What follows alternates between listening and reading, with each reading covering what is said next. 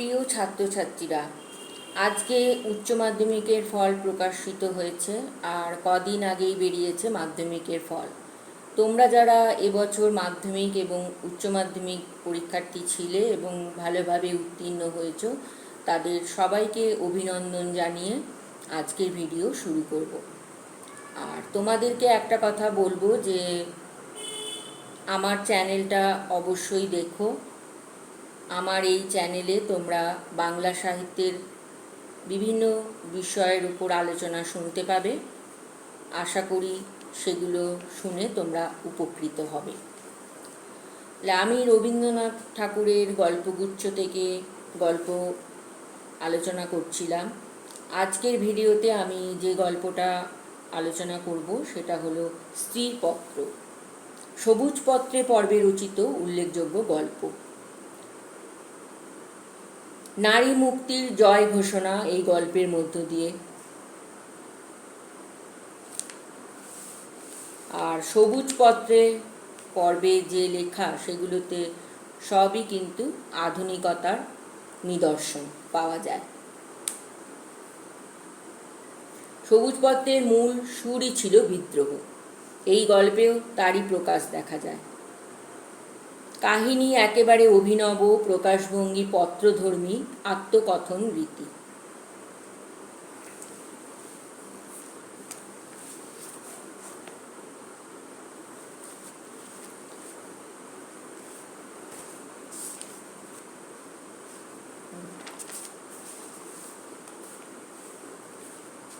গল্পের যে নায়িকা মৃণাল প্রতিবাদ করেছে পুরুষ শাসিত পরিবারে নারীর উপেক্ষা, অনাদর, অবহেলা, নির্যাতন, অপমান, অমর্যাদার বিরুদ্ধে রুখে দাঁড়িয়েছে মৃণাল। কবির পরিণত বয়সে রচনা, এই গল্প বক্তব্য প্রধান, চলিত ভাষায় লেখা। মধুসূদন দত্তের বীরঙ্গনা কাব্যের অনুসরণে রবীন্দ্রনাথ এই বিশিষ্ট রীতিতে গল্প লেখেন, যেখানে এক নারী তার স্বামীর উদ্দেশ্যে পত্র লিখছে, চিঠি লিখছে।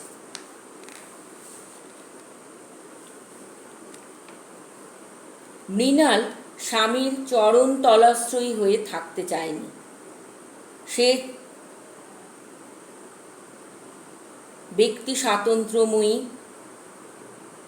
বিদ্রোহী নারী হিসেবে নিজেকে প্রকাশ করতে চেয়েছে।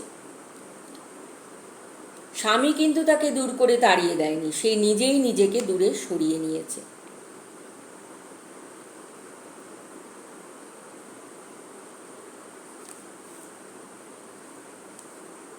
আত্মমর্যাদা সম্পন্ন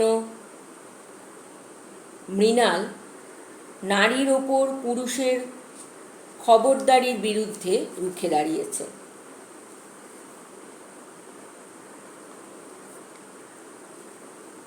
পত্র সূচনাতে আমরা দেখতে পাই শ্রী চরণ কমলেশু বলে মৃণাল তার স্বামীকে চিঠি লিখছে, অর্থাৎ নারীর আশ্রয় স্বামীর শ্রী চরণ কমলে।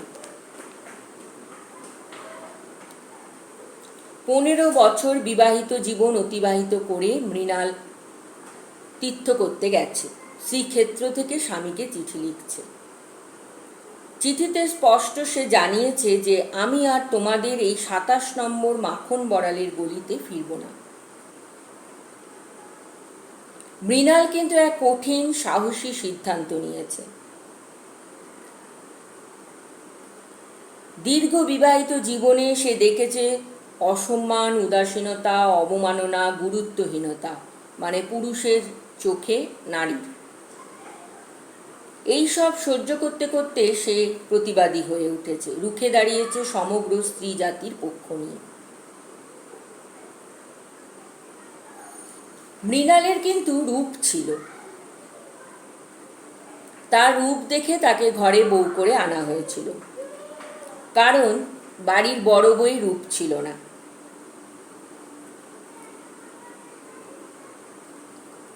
নারীর মূল্য খালি গায়ের রঙে, এইটা কিন্তু মৃণালের মনে প্রভাব পড়েছিল। কিন্তু মৃণালের তো শুধু রূপ ছিল না, রূপের সাথে ছিল বুদ্ধি।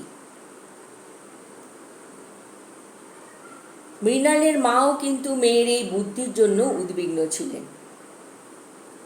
মৃণাল এক জায়গায় লিখছে যে মা আমার এই বুদ্ধিটার জন্য ভীষণ উদ্বিগ্ন ছিলেন। মেয়ে মানুষের পক্ষে এক বালায়। আসলে পুরুষ শাসিত সমাজে মেয়েদের যুক্তি, বুদ্ধি, মনন, ব্যক্তি স্বাতন্ত্র্য বোধ এসবের তো কোনো দাম নেই, গুরুত্ব দেওয়া হয় না। তাই মৃণালের মা ভয়ে ভয়ে থাকতো যে মেয়ের এত বুদ্ধি, শ্বশুর বাড়িতে গিয়ে তার কি হবে।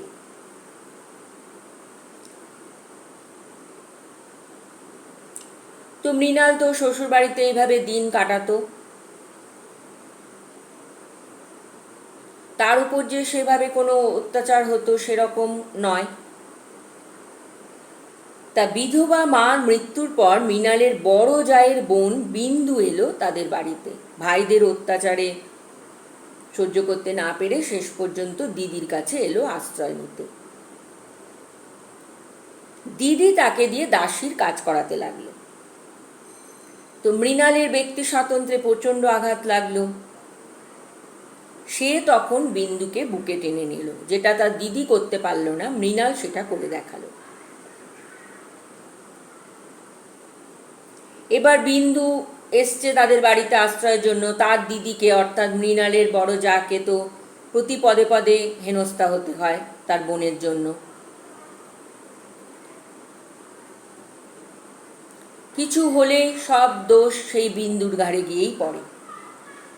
একবার বিন্দুর গায়ে লাল দাগ দেখা দিল, সবাই ভাবলো যে বসন্ত হয়েছে, তাকে তাড়াতে হবে, কারণ ছোঁয়াচে রোগ।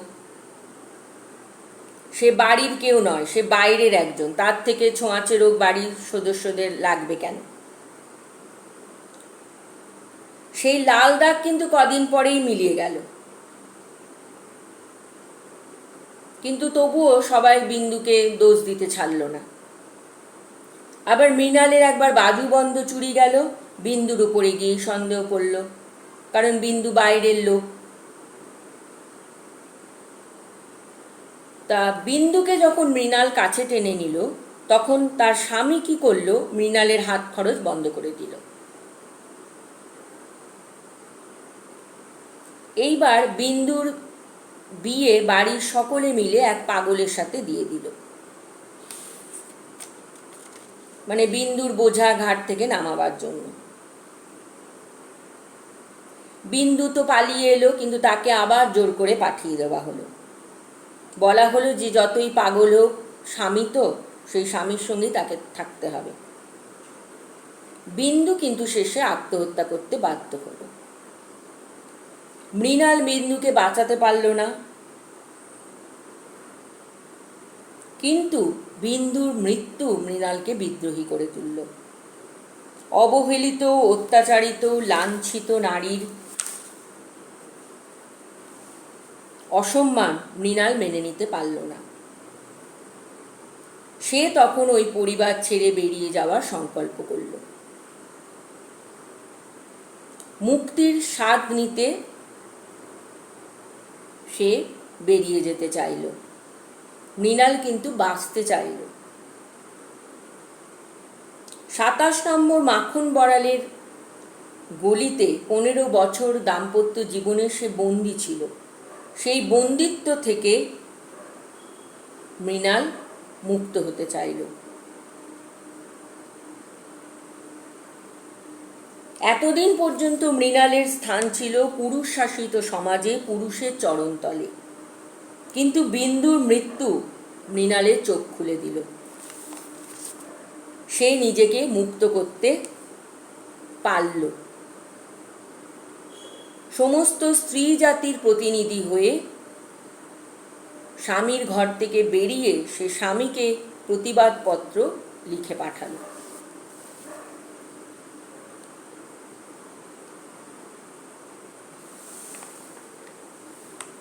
তাহলে এবার গল্পটা পড়ব। শ্রীচরণ কমলেশু। আজ 15 বছর আমাদের বিবাহ হয়েছে, আজ পর্যন্ত তোমাকে চিঠি লিখিনি। চিরদিন কাছেই পড়ে আছি। মুখের কথা অনেক শুনেছ, আমিও শুনেছি, চিঠি লিখবার মতো ফাঁকটুকু পাওয়া যায়নি। আজ আমি এসেছি তীর্থ করতে শ্রীক্ষেত্রে, তুমি আছো তোমার আপিসের কাজে। শামুকের সঙ্গে খোলসের যে সম্বন্ধ কলকাতার সঙ্গে তোমার তাই, সে তোমার দেহমনের সঙ্গে এঁটে গিয়েছে, তাই তুমি আপিসে ছুটির দরখাস্ত করলে না। বিধাতার তাই অভিপ্রায় ছিল, তিনি আমার ছুটির দরখাস্ত মঞ্জুর করেছেন।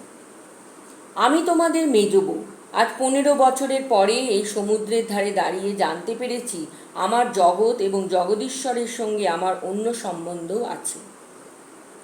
তাই আজ সাহস করে এই চিঠিখানি লিখছি। এ তোমাদের মেজ বউয়ের চিঠি নয়। তোমাদের সঙ্গে আমার সম্বন্ধ কপালে যিনি লিখেছিলেন, তিনি ছাড়া যখন সেই সম্ভাবনার কথা আর কেউ জানত না, সেই শিশু বয়সে আমি আর আমার ভাই একসঙ্গে সান্নিপাতিক জ্বরে পড়ি। আমার ভাইটি মারা গেল, আমি বেঁচে উঠলুম। পাড়ার সব মেয়েরাই বলতে লাগলো, মৃণাল মেয়ে কিনা, তাই ও বাঁচল। ছোট ছেলে হলে কি আর রক্ষা পেত? এই বেটা ছেলে হলে কি আর রক্ষা পেত? চুরিবিদ্যাতে জম পাকা, দামি জিনিসের পরেই তার লোভ।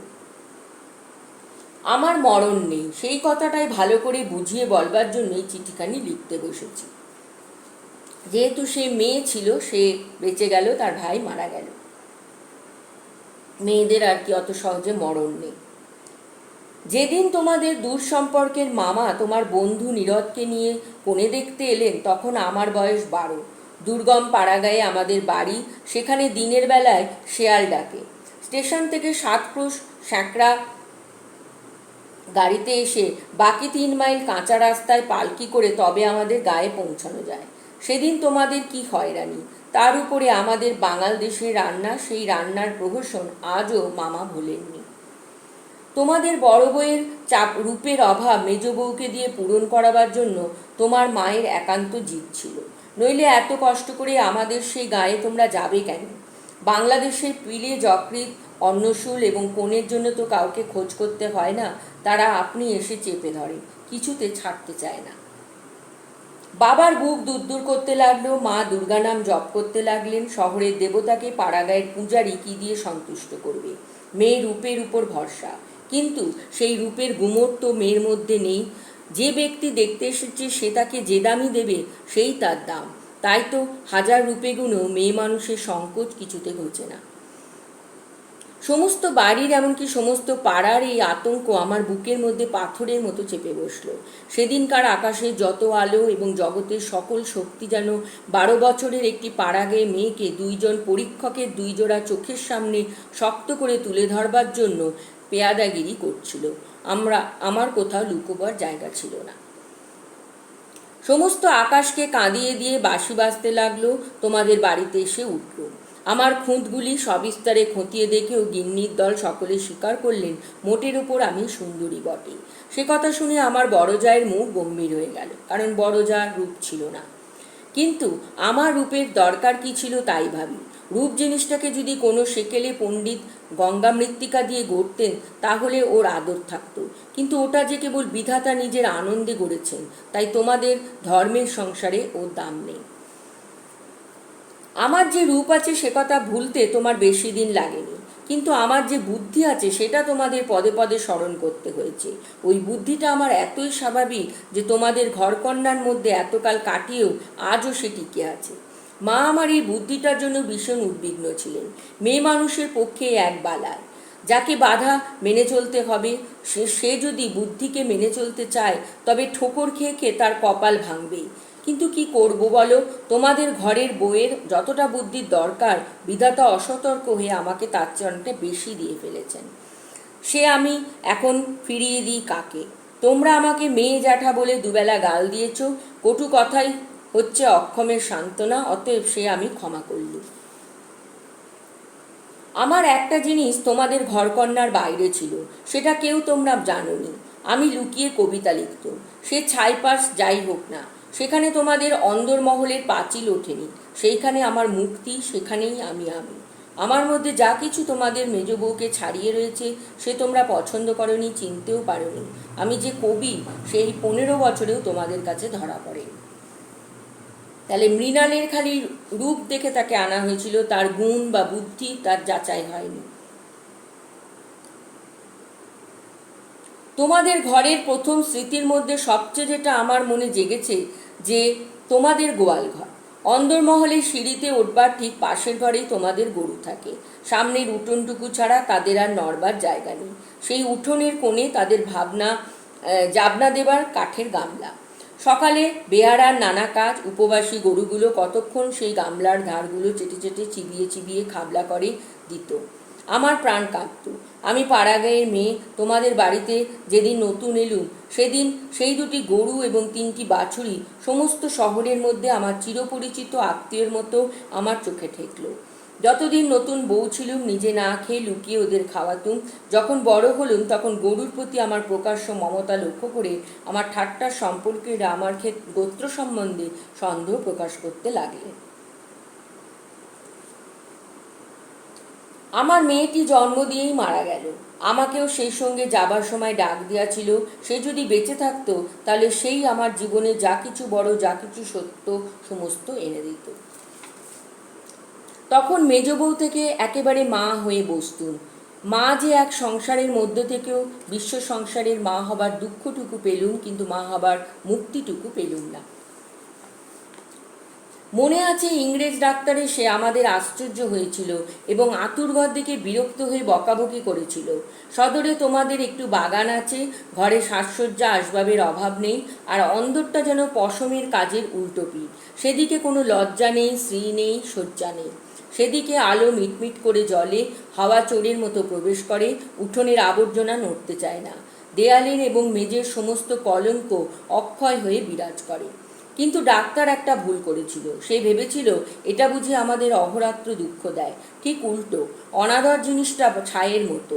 সে ছাই আগুনকে হয়তো ভিতরে ভিতরে জমিয়ে রাখে, কিন্তু বাইরে থেকে তার তাপটাকে বুঝতে দেয় না। আত্মসম্মান যখন কমে যায় তখন অনাদরকে তো অন্যায্য বলে মনে হয় না, সেই জন্য তার বেদনা নেই। তাই তো মেয়ে মানুষ দুঃখবোধ করতেই লজ্জা পায়। আমি তাই বলি, মেয়ে মানুষকে দুঃখ পেতেই হবে, এইটি যদি তোমাদের ব্যবস্থা হয় তাহলে যতদূর সম্ভব তাকে অনাদরে রেখে দেওয়াই ভালো। আদরে দুঃখের ব্যথাটা কেবল বেড়ে ওঠে। যেমন করেই রাখো, দুঃখে যে আছে এ কথা মনে করবার কথাও কোনোদিন মনে আসেনি। আতুর ঘরে মরণ মাথার কাছে এসে দাঁড়ালো, মনে ভয়ই হলো না। জীবন আমাদের কী বা যে মরণকে ভয় করতে হবে? আদরে যত্নে যাদের প্রাণের বাঁধন শক্ত করেছে, মরতে তাদেরই বাঁধে। যেদিন যম যদি আমায় ধরে টান দিত, তাহলে আলগা মাটি থেকে যেমন অতি সহজে ঘাসের চাপড়া উঠে আসে, সমস্ত শিকড় শুদ্ধ আমি তেমনি করে উঠে আসতুম। বাঙালির মেয়ে তো কথায় কথায় মরতে যায়, কিন্তু এমন মরায় বাহাদুরিটা কি? মরতে লজ্জা হয়, আমাদের পক্ষে ওটা এতই সহজ। আমার মেয়েটি তো সন্ধ্যা তারার মতো ক্ষণকালের জন্য উদয় হয়েই অস্ত গেল। আবার আমার নিত্যকর্ম এবং গরু বাছুর নিয়ে পড়ল। জীবন তেমনি করেই গড়াতে গড়াতে শেষ পর্যন্ত কেটে যেত। আজকে তোমাকে এই চিঠি লিখবার দরকারই হতো না, কিন্তু বাতাসে সামান্য একটা বীজ উড়িয়ে নিয়ে এসে পাকা দালানের মধ্যে অশ্বত্থ গাছের অঙ্কুর বের করে। শেষকালে সেইটুকু থেকে ইটকাঠের বুকের পাঁজর বিদীর্ণ হয়ে যায়। আমার সংসারের পাকা বন্দোবস্তের মাঝখানে ছোট্ট একটুখানি জীবনের কণা কোথা থেকে উঠে এসে পড়ল, তারপর থেকে ফাটল শুরু হলো। বিধবা মার মৃত্যুর পরে আমার বড় জায়ের বোন বিন্দু তার খুড়তুতো ভাইদের অত্যাচারে আমাদের বাড়িতে তার দিদির কাছে এসে যেদিন আশ্রয় নিলে, তোমরা সেদিন ভাবলে এ আবার কোথাকার আপদ। আমার পোড়া স্বভাব কি করব বলো? দেখলুম তোমরা সকলেই মনে মনে বিরক্ত হয়ে উঠেছ। সেই জন্যই এই নিরাশ্রয় মেয়েটির পাশে আমার সমস্ত মন যেন একেবারে কোমর বেঁধে দাঁড়ালো। পরের বাড়িতে পরের অনিচ্ছাতে এসে আশ্রয় নেওয়া সে কত বড় অপমান! দায়ে পড়ে সেও মাকে স্বীকার করতে হলো। তাকে কি একপাশে ফেলে রাখা যায়? তারপরে দেখলুম আমার বড় জায়ের দশা। তিনি নিতান্ত দরদে পড়ে বোনটিকে নিজের কাছে এনেছেন, কিন্তু যখন দেখলেন স্বামীর অনিচ্ছা, তখন তিনি এমনি ভাব করতে লাগলেন যেন এ তার এক বিষম বালায়, যেন একে দূর করতে পারলেই তিনি বাঁচেন। এই অনাথা বোনটিকে মন খুলে প্রকাশ্যে স্নেহ দেখাবেন সে সাহস তার হলো না। তিনি পতিব্রতা। তাহলে মৃণালের তো দিন একরকম করে কাটছিল শ্বশুরবাড়িতে। শেষে ওই গোয়াল ঘরে গরুগুলোকেই তার আপন মনে হতো। তারপরে মৃণাল সন্তান সম্ভবা হলো, তার মেয়েটা জন্ম দিয়েই মারা গেল। তাহলে মৃণালকে আবার সেই নিত্য নৈমিত্তিক জীবনে ফিরতে হলো। এবং এইভাবেই হয়তো তার জীবন কেটে যেত। কিন্তু যখন তার জায়ের বোন বিন্দু এলো, তখন কিন্তু মৃণালের জীবনে একটা পরিবর্তন এলো। আর বিন্দু যখন এলো, তখন বিন্দুর জন্য পদে পদে কিন্তু তার জাকে হেনস্থা হতে হতো। কারণ তার স্বামীর মানে তার জায়ের স্বামীর অনিচ্ছা ছিল বিন্দুকে রাখবার জন্য, কিন্তু কোনো উপায় নেই, রাখতেই হবে। তাই তার যাও এমন একটা ভাব করতে লাগলো যে তিনি তো রাখতে চান না, কিন্তু উপায় নেই, তাই তার বোনকে রাখতে হচ্ছে। তাই বোনকে দিয়ে সে কিন্তু দাসীর কাজই করাতো। বোনটিকে যে সে স্নেহ দেখাবে, মা মরা বোনটিকে, সেটাও সে করতে পারত না, ভয়। কিন্তু মৃণাল কিন্তু এই বিন্দুকেই কাছে টেনে নিল, যেটা তার দিদি করতে পারল না, মৃণাল কিন্তু সেইটা করে দেখালো। তাহলে এই ভিডিও এখানেই শেষ করব, আর এরপরে আমরা জানতে পারবো যে বিন্দুর সেখানে কি অবস্থা হলো এবং মৃণাল কিভাবে জড়িয়ে পড়ল বিন্দুর সঙ্গে।